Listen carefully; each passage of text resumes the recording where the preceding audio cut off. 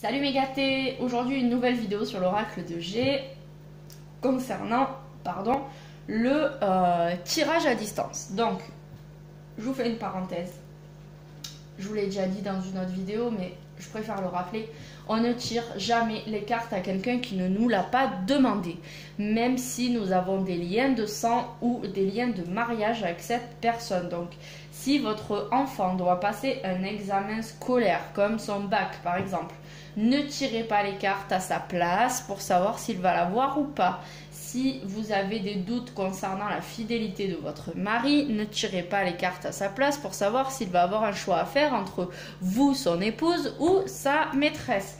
Non, non, non, non, on ne fait pas ce genre de choses. De toute façon, le jeu vous dirait n'importe quoi et surtout, il vous dirait exactement ce que vous voulez entendre et non pas la vérité. Donc, on ne fait jamais, jamais de tirage pour quelqu'un qui ne nous l'a pas demandé. Donc maintenant, on va pouvoir en arriver au point de quelqu'un vous a demandé de lui faire les cartes, mais il n'est pas présent physiquement. Donc c'est tout à fait possible. Donc je vois des personnes qui tirent les cartes à distance en demandant une photo, la date de naissance, le prénom, etc. Bon, je suis pas super fan de cette méthode parce que il faudrait d'abord faire de la méditation avant, s'ancrer correctement à la terre, s'ancrer correctement au ciel. Il faudrait être dans un état presque méditatif, avoir un don d'empathie suffisamment fort pour pouvoir se lier à la personne et est-ce que la personne tire les cartes à travers vous quelque part. Il faudrait voilà, tout un espèce de conditionnement qui signifierait que vous vous abandonnez complètement, vous mettez votre esprit propre de côté pour tirer en âme et conscience de cette personne.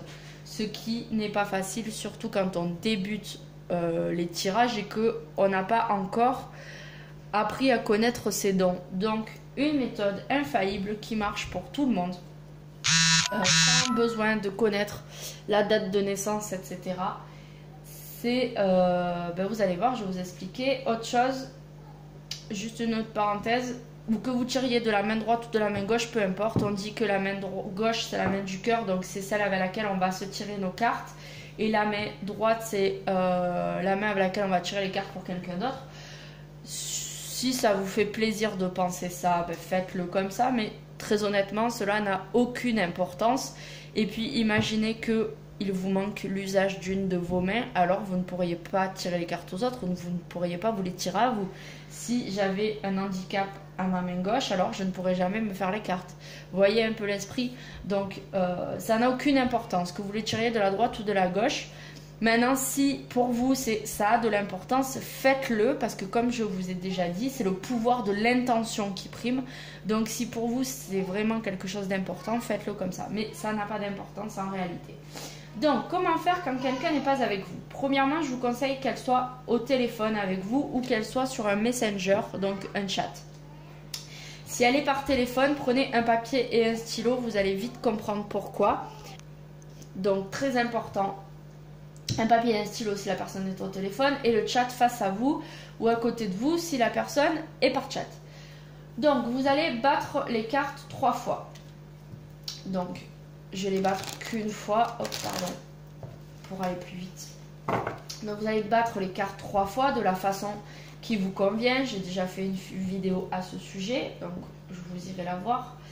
Et vous allez couper le jeu à la place de la personne. Donc bon, vous pouvez soit décider que la coupe va avoir une incidence avec le jeu, ou imaginer que la coupe n'a pas d'incidence. En général, elle en a une. Donc là, mettons, on sort l'araignée et le rat. Donc je retourne toujours mon jeu, je le prends en photo et je l'envoie à la personne. Donc voilà, on coupe. Et bien sûr, on va être tenté de faire comme on fait quand la personne est avec nous ou quand on se tire les cartes, c'est-à-dire d'étaler le jeu et de tirer les cartes au hasard pour la personne. Donc comme je vous disais, ça demanderait une préparation assez importante pour être sûr de tirer en âme et conscience de cette personne et pas que vous, en tant qu'individu, influencier le jeu. Donc, j'aime pas du tout cette méthode. Donc, ce que je vais faire, c'est que je vais demander à la personne son prénom. Donc, par exemple, Laura, puisque c'est mon prénom à moi. Admettons que la personne qui me demande s'appelle aussi Laura. Donc, il y a 5 lettres. Donc je vais lui demander de me donner 5 chiffres de 1 à 61 dans l'ordre qui lui plaît. Donc vous allez me dire, ouais c'est cool, une fois que j'ai étalé mes cartes, la personne me demande la carte 35.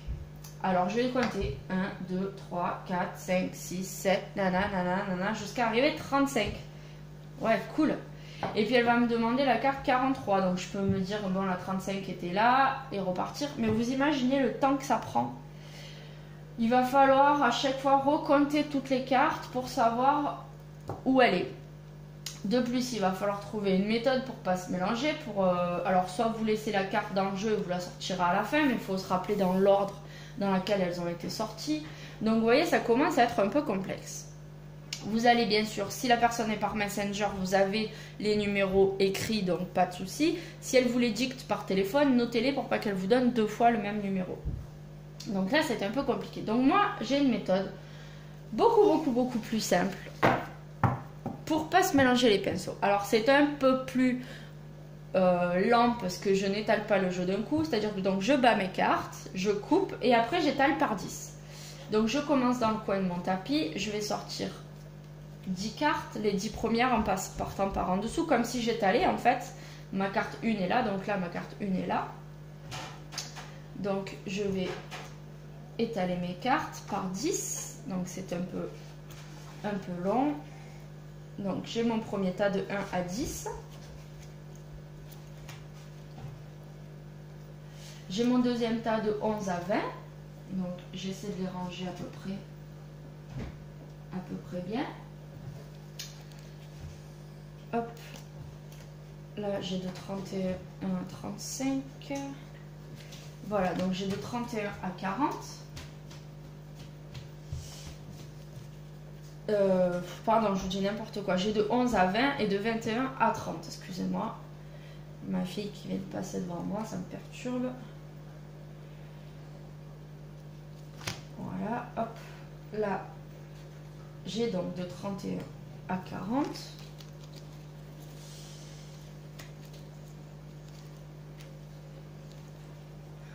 Hop. Encore une et encore deux. Voilà. Donc j'ai de 41 à 50. Et ensuite, j'ai mes 11 dernières cartes. Voilà, je vais sortir la 61. Donc de 51 à 60 et la 61e. Livia, s'il te plaît. Chut. Voilà.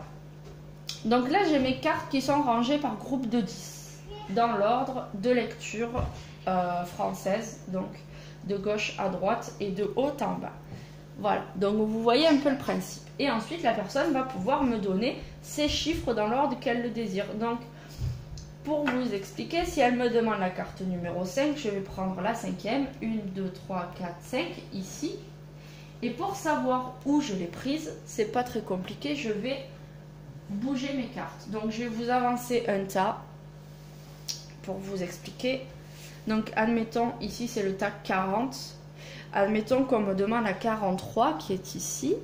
Je vais la sortir du jeu et je vais, par exemple, monter mes 2 premières cartes. Donc je sais que le fait qu'il y ait un escalier entre les deux, c'est le fait qu'il manque une carte. Si ensuite on me demande la 45 qui est ici, je vais la sortir du jeu et je vais là aussi monter mes cartes. Donc en fait vous voyez, je sais qu'à chaque fois qu'il y a un mouvement, il manque une carte. Donc ça fait 1, 2, 3, 4, 5, 6, 7, 8, 9, 10. Et ainsi de suite. Si on me demande de sortir du coup la 44, soit je laisse le trou, soit je descends mon jeu. Mais voilà, si on me demande de sortir du coup par exemple la 42, je sais qu'elle est sortie et je vois à peu près où est mon jeu. De toute façon, après j'ai noté aussi mes cartes ou alors elles apparaissent dans mon fil d'actu, donc je sais où j'en suis. Du coup, c'est vrai que c'est beaucoup plus pratique. Donc voilà, vous comprenez, j'espère, le principe. Donc je vais remettre mes cartes. J'en ai sorti. Ouais, je crois que c'est bon. Donc voilà, donc en fait, je vais pouvoir sortir les cartes, quel que soit l'ordre, sans me mélanger les pinceaux. Je sais toujours où j'en suis, c'est beaucoup plus pratique. Donc admettons qu'on sorte 5 cartes. Donc on va sortir une ici, hop, je bouge mon jeu, une là. Donc en fonction de ce que la personne me donne comme chiffre, puisque du coup elles sortent dans l'ordre. Je vais en prendre 2 ici, donc on va laisser l'écart et on va baisser. Hop, hop, et je vais en prendre une par là. Allez, soyons fous. Donc, admettons que la personne m'ait donné ça. Donc, je sors toujours pareil le nombre de cartes par rapport à son prénom. Donc, Laura, c'est 5 cartes. Et la seule différence, c'est que au moment du deuxième tirage, normalement, quand on se les tire ou quand on les tire à quelqu'un qui est présent, on va pouvoir choisir de poser le second jet comme on veut. C'est-à-dire, je peux en poser une ici, puis une là, puis une là, une là, une là. Donc, si c'est moi, je choisis. Si la personne est en face de moi, je choisis où les poser. Mais comme là, la personne n'est pas en face de nous, on va les poser dans l'ordre du jeu. C'est juste ça qui va différencier. Mais après, c'est toujours pareil. La personne va continuer à vous donner des chiffres. Donc, tant qu'on reste sur le même tirage, on ne rebat pas le jeu. C'est exactement comme si la personne était là. Donc, elle va me donner... C'est pour ça que c'est important de noter les chiffres quand c'est par téléphone, pour pas que la personne, au deuxième tirage, vous donne 2 fois le même. Si elle vous a sorti le chiffre 5, par exemple, elle est ici, la 5, ben, il ne faut pas qu'elle me redonne la 5, puisqu'elle est déjà là. Donc, voilà. Donc là, il n'y a pas de souci. Donc, après, vous allez faire votre tirage ou votre interprétation du tirage de la personne. Donc, vous allez lui dire, voilà... en général, dans ta vie future, il va se passer ça, ça, ça et ça. Et après, pour faire le domaine concerné, il va vous falloir chercher une carte domaine dans le jeu. Donc, on va essayer d'en sortir une. Admettons, voilà, là j'ai le travail. Et toujours de la même façon, vous allez ramasser vos cartes, rebattre 3 fois vos cartes, faire la coupe et à nouveau étaler par 10. Du coup, vous allez vous retrouver avec 60 cartes, donc 5 tas, puisque la 61e se retrouve dans votre domaine. Et de la même façon, vous allez dire à la personne, tu vas me donner 6 cartes, 6 chiffres différents. Donc vous allez poser exactement comme vous le feriez d'habitude, 1, 2, 3, 4, 5, 6.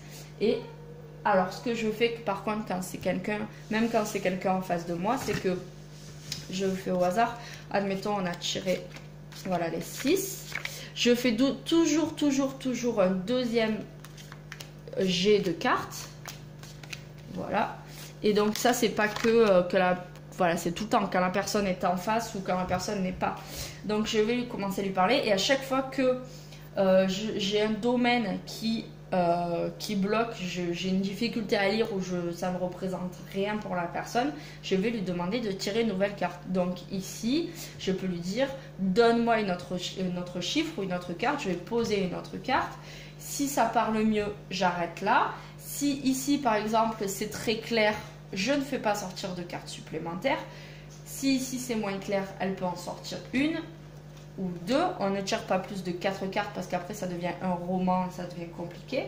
Mais voilà, faites d'abord 2 tas et lisez les cartes pas dans la globalité. C'est-à-dire une fois que les tas sont faits, ne regardez pas tout ça en vous disant bon, qu'est-ce que ça nous raconte? Non, regardez d'abord les cartes par ensemble, occultez complètement le reste. Ne faites pas une lecture globale du premier coup. Faites d'abord voilà un petit tas.